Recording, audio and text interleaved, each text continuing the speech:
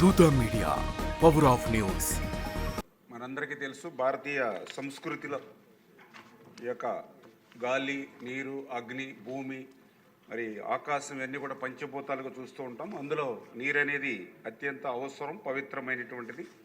అందుకనే ఈరోజు భారతదేశంలో గంగా నది తర్వాత గోదావరికి అంత ప్రాధాన్యత ఉంది. అందుకే దీన్ని దక్షిణ గంగా అని కూడా మనం గోదావరిని పిలుస్తూ ఉంటాం.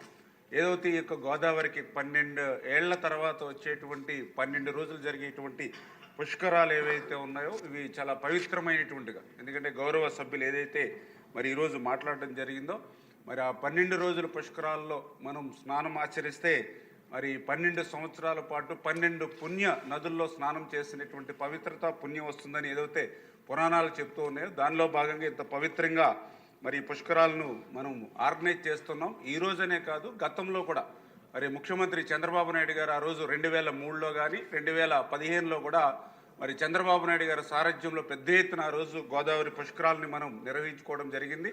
అదేవిధంగా రేపు 2027 జూలై 23 నుంచి ఆగస్టు 3వ తేదీ వరకు జరిగేటువంటి గోదావరి పుష్కరాలను కూడా మరి అదేవిధంగా అత్యంత పవిత్రంగాను అన్ని రకాల వసతులతో కూడా మరి నడిపించుకోవాల్సినటువంటి బాధ్యత, అవసరం కూడా ఈ ప్రభుత్వం మీద ఉంది. దాన్ని గుర్తించడం జరిగిందని చెప్పి కూడా మరి గౌరవ సభ్యులందరికీ కూడా ఈ సందర్భంగా తెలియజేయడం జరిగింది అధ్యక్ష. దీని ప్రకారం ఏదైతే మన ఇరిగేషన్ శాఖకు సంబంధించి మరి మేము కూడా రివ్యూ చేసుకుని ఏదైతే 2015లో గత పుష్కరాల్లో జరిగినటువంటి ఘాట్స్ ఏవైతే ఉన్నాయో వాటిని అన్నింటినీ కూడా ఐడెంటిఫై చేసుకుని, అంటే ఏదైతే మరి 2015లో 307 వర్క్స్ని ఏదైతే 117 కోట్లతో ఆ రోజు మేము ఏదైతే చేపట్టామో మరి అవి కూడా ఇప్పుడు గౌరవ సభ్యులు చెప్పారు వాస్తవం. ఎందుకంటే ఆ రోజు 2014లో మన ప్రభుత్వం వచ్చిన తర్వాత 2015లోనే పుష్కరాలు రావడంతో ఆ ఎస్టిమేషన్లు వేసుకుని, టెండర్స్ పిలుచుకుని, వర్క్ ఆర్డర్స్ ఇచ్చేయడానికి కేవలం 3-4 నెలల సమయం మాత్రమే ఉంది. అయినప్పటికీ కూడా ఆ రోజు సమర్థవంతంగానే ఆ రోజు నిర్మాణం చేసుకున్నాం. అందులో భాగంగా మేము కూడా ఏదైతే గోదావరి జిల్లాకు సంబంధించి ఉభయ గోదావరి జిల్లాల్లో కూడా ఈ గోదావరి ఈస్ట్ గోదావరికి సంబంధించి 145 ఘాట్స్ని గుర్తించడం జరిగింది, దగ్గర 3625 మీటర్ల పొడవున. అదేవిధంగా వెస్ట్ గోదావరికి సంబంధించి 98 ఘాట్స్ని గుర్తించడం జరిగింది, 2452 మీటర్ల పొడవైనటువంటివి. మరి వీటికి సంబంధించినటువంటి ఏదైతే ఎస్టిమేషన్స్ కానీ ఇవి కానీ ఏవైతే ఉన్నాయో వాటిని అన్నింటినీ కూడా మరి సంబంధితమైనటువంటి శాఖల ద్వారా ఏంటంటే ఆ ఇరిగేషన్ ఘాట్స్ నిర్మాణం వరకు ఇరిగేషన్ శాఖ బాధ్యత వహిస్తుంది. అదేవిధంగా దాని నిర్వహణ కానీ లేదా ఇతరత్ర ప్రతిపాదనలు చూస్తే సంబంధిత పంచాయతీరాజ్ శాఖ నుంచి కానీ సంబంధిత మున్సిపల్ శాఖ ద్వారా నుంచి కానీ తీసుకోవడం జరుగుతుంది. అదేవిధంగా రెండవది ఏదైతే ఇరిగేషన్కి సంబంధించి మేము ఏదైతే గోదావరి ఇన్ఫ్లో ఎంత వస్తుంది, అదేవిధంగా అవుట్ఫ్లో ఇవన్నీ కూడా వాటర్ మేనేజ్మెంట్ కూడా మా బాధ్యత. అవి రెండింటి మీద కూడా ప్రధానంగా ఇరిగేషన్ శాఖ వరకు కూడా మేము దృష్టి పెట్టడం జరిగిందని చెప్పి తెలియజేసుకుంటూ, ఏదైతే మీరు చెప్పినట్లుగా ఏదైతే ఈ యొక్క ఇరిగేషన్ డిపార్ట్మెంట్దే కాకుండా ఈ పుష్కరాలకు సంబంధించి ప్రధానంగా ఎండోమెంట్ డిపార్ట్మెంటు, అదేవిధంగా మున్సిపల్, అదేవిధంగా పంచాయతీరాజ్, R&B, హోమ్ డిపార్ట్మెంట్, మరి civil supplies, fisheries department, security, పడవలు, ఇవన్నీ, అదేవిధంగా టూరిజం, ఇట్లా అన్ని డిపార్ట్మెంట్లు కూడా ఇందులో ఇన్వాల్వ్ అయి ఉన్నాయి అధ్యక్ష.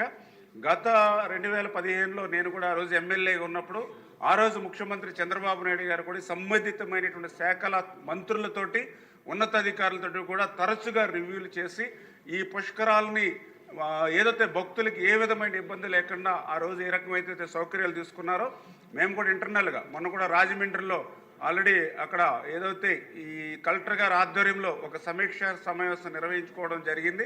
అదేవిధంగా భవిష్యత్తులో కూడా ఈ డిపార్ట్మెంట్కి సంబంధించిన మంత్రులతోటి, అధికారులతో కూడా ఈ యొక్క రివ్యూస్ మీటింగ్స్ పెట్టుకుని ప్రతిపాదనలు తీసుకుని సంబంధిత పనులన్నింటినీ కూడా గౌరవ ముఖ్యమంత్రి చంద్రబాబు నాయుడు గారి దృష్టికి తీసుకెళ్లి 2027లో జరిగేటువంటి గోదావరి పుష్కరాలు ఏదైతే గౌరవ సభ్యులు అడిగినటువంటి వాటికి అనుగుణంగా ఇప్పుడే వాసు గారు కూడా చెప్పారు, ఏదైతే మరి శాశ్వత ప్రాతిపదికన మనం చేసేటువంటి పనులు అంటే కోటిలింగాల రేవ్ ఏదైతే ఉందో 1.2 కిలోమీటర్స్ పొడవున కేవలం పుష్కరాల్లోనే మాత్రమే కాకుండా మిగిలిన సంవత్సరం పొడవునా కూడా ఉపయోగపడుతుందని చెప్పారు. ఆ రకంగా శాశ్వత ప్రాతిపదికన చేయాలని ఏదైతే సభ్యులు ఇచ్చినటువంటి సూచన కానీ, అదేవిధంగా ముప్పుడు వెంకటేశ్వరరావు గారు కూడా ఏదైతే ఆయన కొవ్వూరుకు సంబంధించి గోపతి పుణ్యక్షేత్రం ఇట్లా ఏదైతే మరి ఆయన మెన్షన్ చేయడం జరిగిందో, మరి అదేవిధంగా దేవాలయాలు కానీ ఏదైతే మరి ఆధునీకరణ కానీ పర్టికులర్గా ఆర్డబ్ల్యూఎస్ వాటర్ కానీ ఏదైతే వెంకటేశ్వరరావు గారు కానీ, అదేవిధంగా జోగేశ్వరరావు గారు కూడా పర్టికులర్గా ఏదో పుష్కరాలని అంటే ఏదో 1-2 ప్లేస్లుగా కాకుండా మా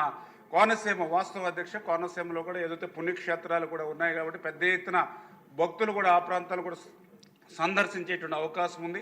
అదేవిధంగా బొలిశెట్టి శ్రీనివాస్ గారు ఆయన కూడా ఏదైతే రోడ్స్ అండ్ ఏదైతే ఈ రహదారులు ఉన్నాయో వాటి మీద ఆయన ఇచ్చినటువంటి సజెషన్స్, అదేవిధంగా నాయకర్ ఎందుకంటే ఆయన కూడా నర్సాపురం శివారు గోదావరికి చేత ఏదైతే ఈ సమస్యలన్నింటి మీద కూడా మనం కూడా గోదావరి జిల్లా వాసిగా దీని మీద అవగాహన ఉంది కాబట్టి తప్పనిసరిగా గౌరవ సభ్యులు అడిగినటువంటి వాటినన్నింటినీ కూడా నా శాఖకు అదేవిధంగా సంబంధిత శాఖల మంత్రుల దృష్టికి కూడా తీసుకెళ్లి ఈ సమస్యలన్నింటినీ కూడా పరిష్కరించి రేపు 2027 పుష్కరాలు మరి బాగా జరిగేటువంటి విధంగా కుంభమేళ ఏ రకంగా అయితే ఒక మంచి మేనేజ్మెంట్ తోటి టెక్నాలజీని అనుసంధానం చేసి ఎట్లా జరిగిందో ఆ రోజున మరి చంద్రబాబు నాయుడు గారి సారథ్యంలో నెరవేరుస్తామని చెప్పి మీ ద్వారా తెలియజేసుకుంటున్నాం అధ్యక్ష.